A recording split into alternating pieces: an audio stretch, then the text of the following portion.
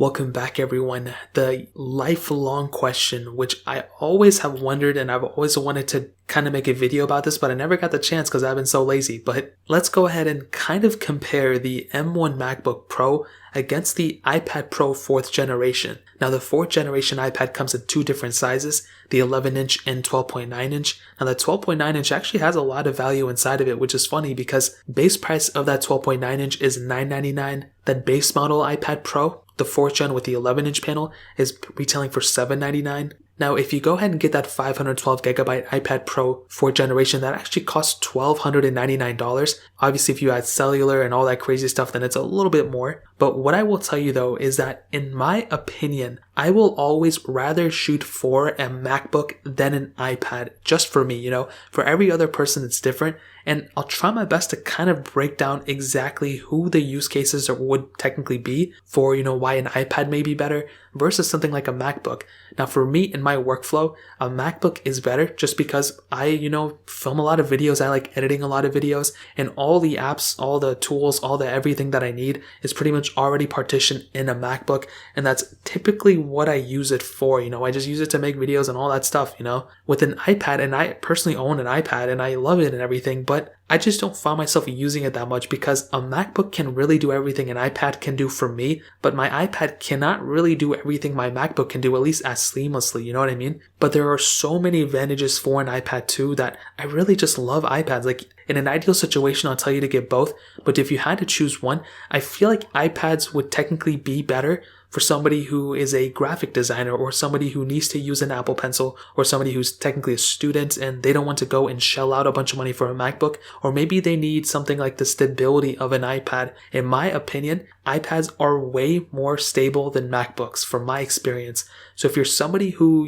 is on the go all the time and you need something that's super portable and you just want to be able to throw it in your book bag and just move on with your life, an iPad may be a better option. And one reason why I actually love an iPad over a MacBook is, a couple things, first of all, but with my iPad, all the apps are so optimized for the iPads that I can just use a specific app or play a game for like 10 minutes. Things like, when Fortnite was enabled and stuff, I could be able to play that game for a little bit of time on my iPad without obviously there's no fans in it. It would get a little warm, but compared to my MacBook, it would get pretty warm. It would just, so the fans would start ramping up and all that stuff. Luckily now with the M1 MacBook Pro, that has actually been, leveled out a little bit. So if you're a heavy performing person, if you need something that has, the most amount of power and stuff, the M1 MacBook Pro with the Apple Silicon now really changes the game a little bit. And I feel like a lot of people like the iPad because of the stability, but now with the M1 MacBook Pro, that actually alleviates a lot of the stability issues now. And for me personally, sometimes apps would be unsupported, and with the, macOS Big Sur, that's a big problem now, but that's more of a software issue, not a really hardware one. The fans would ramp up like crazy, and anytime I would do anything on my MacBook, it would glitch. It wouldn't be a smooth experience. Luckily with iPads, with that 120 Hz refresh rate, that's a really awesome advantage, as well as the Apple Pencil support, but everything is just so much smoother on an iPad.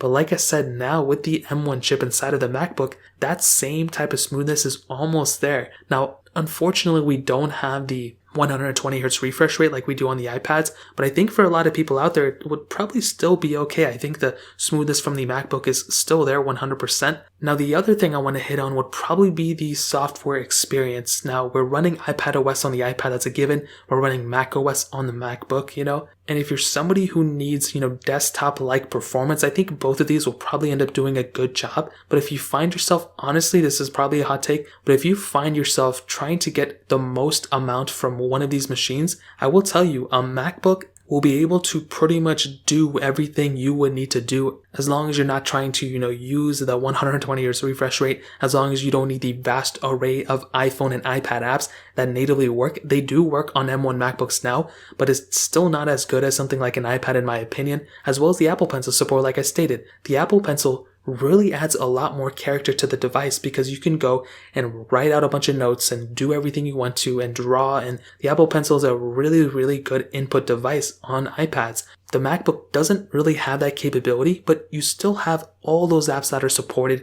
And with the iPads, they're really just like light versions of what you're getting from a MacBook. So if you something like Photoshop, for example, I think we now have, full on Photoshop on our iPads, but we didn't really have it for a long time. As well as things like Final Cut Pro, you have, LumaFusion and iMovie and stuff on iPads. And trust me, I love those things. They work flawlessly. But when you look at something like Final Cut Pro on the MacBooks, for me, the work experience, just the workflow is so much better on something like Final Cut Pro or these desktop tools, even like the Adobe one. Those are just so much better tools in my opinion than, the ones we're getting on iPads and iPhones right now. Now, that's not a knock to iPads because they still have a lot that they can do within them. And I will tell you, if we're comparing base models of both the $799 iPad Pro versus the $1299 MacBook Pro with the M1 chip, the iPad may actually still be a better deal because you're getting a lot of capability behind that machine. But like I said before, with that MacBooks, to a lot of people, it may be a better option when you consider the fact that you can go ahead and do a lot more with that machine. Now, another thing I'll probably end up telling you is that with the iPad, you are getting a camera. Now, I think for a lot of people, they may just be like, oh, okay, that's like funny, okay, but you really don't need a camera on the MacBook. What I will tell you though is that I've been in some situations where I have a portable machine like the new M1 MacBook Pro,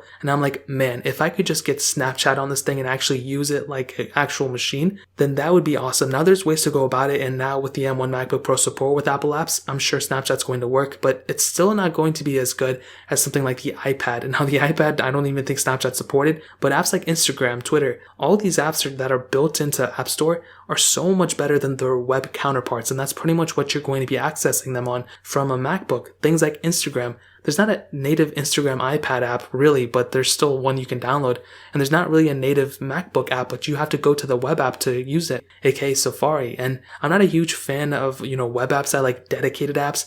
It just so happens that for workflows, those apps are better, but for entertainment, an iPad is an extremely good entertaining device. YouTube, in my opinion, is amazing on iPads. I love that. You have picture-in-picture just like macOS. You have split-screen multitasking. There's still quite a bit of RAM on this machine. You can get 6 gigs of RAM on the iPad Pro, and that's a lot of RAM for this, for an iPad at least. And when you look at the MacBook Pro, that has 8 gigabytes of RAM. And what I can tell you is that there's a lot of similarities there too. Now, the MacBook Pro still has more RAM inside of it, but considering the fact that that is also, $500 more expensive than the base model iPad Pro, that is still something to kind of keep in mind. And also, very interestingly enough, maybe it's not even interesting, but I feel like the panel on the iPads are better. If you're somebody who needs to look at a panel all day, maybe looking at the same, 13-inch Retina MacBook won't really be the best panel. I mean, it's still really good, but when you look at the iPads with its super high resolution, it's still pretty similar to the MacBook, and in some cases even bigger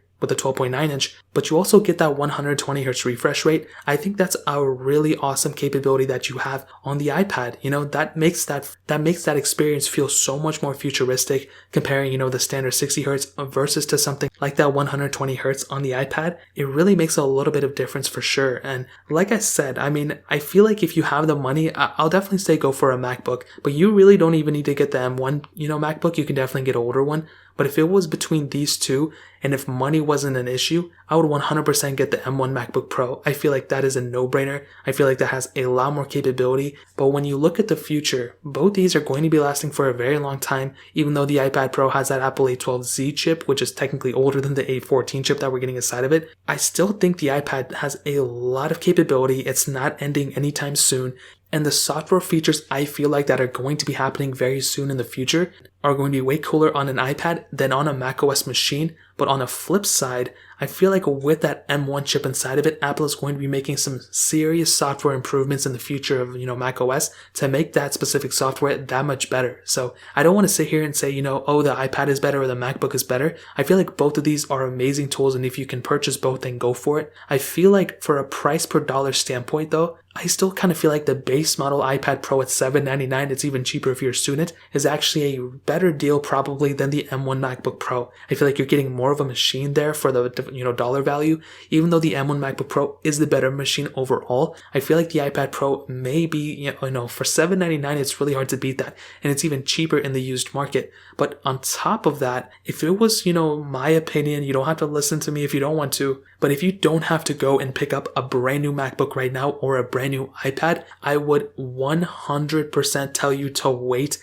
There's no reason for you to go and rush out to buy these things now. The M1 MacBook Pros are super early in their life cycle. The iPads, from what I've heard, are going to be, recycled and refreshed very, very soon. They're going to have an A14 chip and they're going to be having a lot of features in 2021. So I'll probably tell you, if you can wait it out a little bit longer, then getting the newer versions of both of these will probably end up doing you better. And even if all else fails, if the next iPad Pro, isn't that great, or if it's, outdated or whatever, then for sure you can still pick up an M1 MacBook Pro. And by then, the 16-inch M1 MacBook Pro may actually be out. And I feel like that's going to be the machine that people are going to flock to. And I'll definitely tell you 100% that's the one I'm getting for sure. But I'll definitely tell you, if it was between these two, I think I made a pretty decent case for both. I feel like the M1 chip MacBook Pro would be the one I would go for. The MacBook Air with the M1 chip is also a really good option too. But the iPad Pro with that, 12.9-inch panel or that 11-inch model are very good options. And I feel like that base model iPad Pro, the 4th generation, is probably the better value per dollar when it comes down to both these devices. So that really pretty much covers it up. If you guys have any other questions or anything, let me know in the comment section below. Hit the like button, that would mean so much, but definitely hit that subscribe button. Every single subscriber that we get really does count, so it means so much if you guys can hit that. Also check out the other links down in the description as well. My Twitter, my Instagram, my other channels. More importantly than everything else, I love every single one of you guys. Hopefully I'll catch you guys in the next video. Peace out till then.